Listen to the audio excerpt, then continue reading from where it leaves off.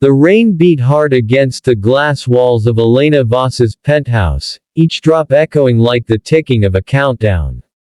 Once the most powerful woman in her industry, CEO of Voss Dynamics, confident, untouchable, she now sat in silence, trapped in a wheelchair. Her legs, once the symbol of her unstoppable drive, were gone. So was her control. Since the car crash, the world she'd built was crumbling. Her boardroom allies had turned to enemies. Her company lawyer had stopped returning calls. And just hours ago, her partner Victor had suggested, almost gently, that she resign, for her own good. Elena had laughed in his face. But when the laughter faded, fear crept in. The elevator chimed, soft, distant, though she wasn't expecting anyone. Her nurse had left hours ago.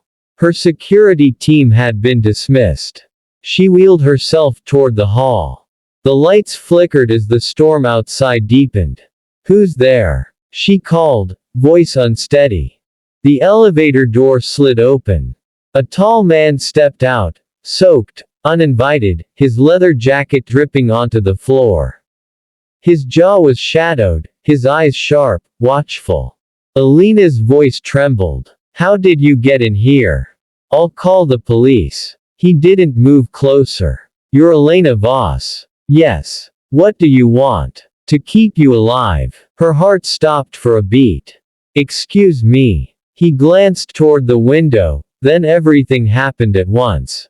Crack. Glass shattered. A bullet tore through the air, embedding itself in the wall behind her. Elena screamed. "Please. Don't hurt me, I can't walk."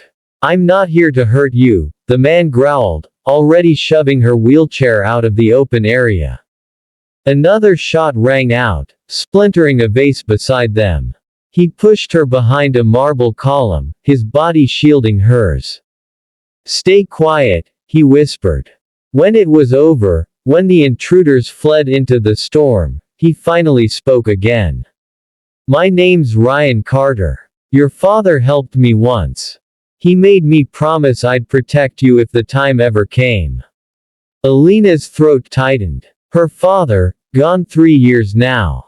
And yet somehow, even from the grave, he'd sent someone to save her. When Elena woke, she was no longer in her penthouse. The smell of coffee and burning wood filled the air. She lay on a couch, wrapped in a blanket. Outside, snow was falling. Ryan sat near the window, cleaning a small pistol with the care of a man who'd done it too many times. "Where am I?" she whispered. "Safe," he said simply. "Your company hired men to force your signature on transfer papers. They failed tonight. They'll try again." Elena's fingers curled into fists. "They wouldn't dare." Ryan met her eyes. "People do worse things for power. You know that better than anyone." His words hit deeper than she wanted to admit. Days passed. He fixed her broken wheelchair, cooked simple meals, kept her hidden from the outside world. He was rough, quiet, never intrusive. When she tried to bark orders, he only smirked and said, "You don't have to command me to care." One morning, she overheard him talking softly to someone on the phone. "Yes, baby, I'm fine. Did you finish your homework? Good girl. Daddy loves you." The tenderness in his voice cracked something inside her. He was a single father, raising a daughter alone after his wife's death, a man who'd seen real loss and still stood tall. That night, when she snapped at him out of frustration, "You think I'm weak, don't you?" he just shook his head. "No, Elena. I think you're scared. And scared doesn't mean broken."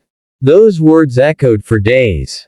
Slowly, her pride melted into gratitude.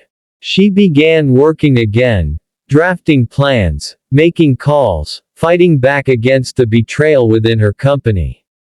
Ryan was there through it all, not as a savior, but as a quiet strength she leaned on. When the day came for her to face Victor and the board, She rolled into that room with fire in her eyes. You wanted to take my company because I couldn't walk, she said coldly. But I built this empire sitting down. And I'm still here. Later, when it was all over, Ryan found her on the balcony, watching the sunrise. You changed everything, she whispered. He smiled softly. No. You finally saw what was already inside you. And for the first time in months, Elena Voss, the woman who once measured worth by power, felt something far greater. Peace.